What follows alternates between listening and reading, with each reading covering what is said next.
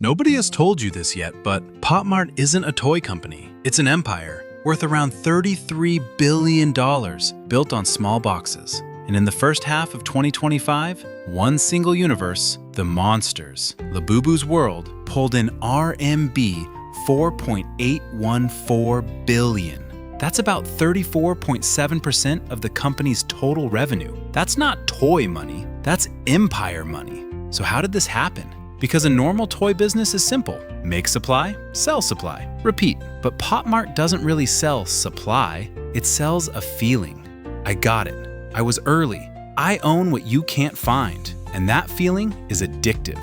Now let me show you the machine. But first, you need the people behind it.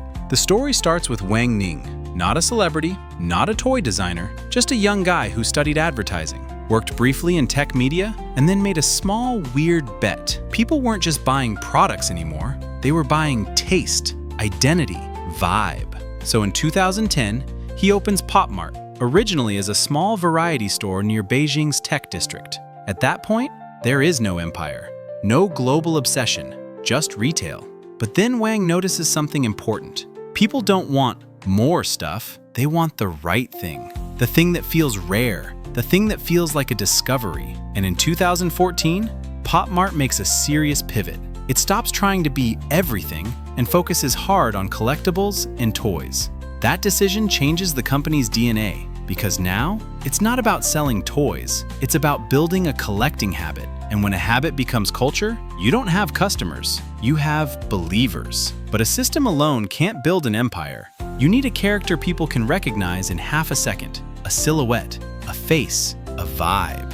That's where Ka-Sing Lung comes in. Labubu wasn't born in a corporate meeting. Labubu was introduced around 2015 as part of Ka-Sing Lung's Monster World, a strange fairy tale vibe with a slightly wild, mischievous edge. And the design is perfect in a strange way. Not pretty cute, more like mischief cute. A little weird, a little wild. The kind of character that feels like a secret handshake. So now you have the formula. Wang Ning builds the system. Ka-Sing Lung creates the soul. System plus soul scales into obsession. Here's the first lever. You don't buy the toy, you buy the moment before you open it. That sealed box is a mini casino. Hope, anticipation, a tiny spike of, maybe I got the rare one. Pop Mart became famous for selling collectibles in a blind box format. You don't know exactly which figure you're getting until after you buy. And if you pull something common, your brain doesn't say stop. It whispers, okay, one more. That's how one purchase becomes 5. And 5 becomes a shelf. And the shelf becomes identity. Now the second lever, scarcity. Pop Mart doesn't just sell products. It runs drops, limited editions, special series, timed releases. Just enough supply to teach one brutal lesson. If you hesitate, you lose. And then Pop Mart makes it easy to act on impulse. Not just online, not just a few stores. By mid-2025, Pop Mart reported 571 stores across 18 countries and 2,597 robo-shops, those toy vending machines. Think about what that means. This isn't a toy store, it's a global collection pipeline. You walk through a mall and the machine is waiting. Now comes the part that turns hype into repeat revenue, membership. Because the goal isn't a one-time purchase. The goal is, I'm in this forever. By mid-2025, Pop Mart reported 59.12 million registered members in mainland China, and members reportedly contributed 91.2% of total sales, with a 50.8% repeat purchase rate. Read that again. That's not casual shopping. That's a system that trains people to return, even when they don't need anything. Because collecting doesn't feel like spending.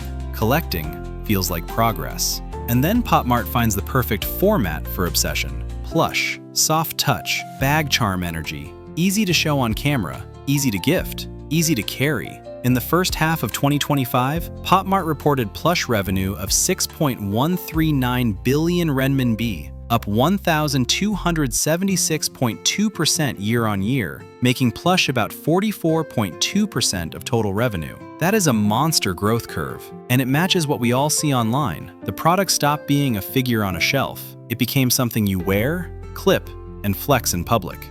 Now the toy isn't staying at home, it's traveling. So when you hear Pop Mart, don't picture a small trend. In the first half of 2025, the company reported total revenue of 13.876 billion renminbi, and the monsters alone delivered 4.814 billion renminbi, the single biggest IP slice. That's why this story matters. Because once one character universe can carry a third of revenue, you're not watching a toy trend, you're watching a business model. But every empire built on hype has a risk: scalpers, counterfeits, FOMO spending, and regulators notice when surprise buying feels too addictive, especially around kids. China has already moved to restrict blind box sales to very young children, and public warnings have hit the model.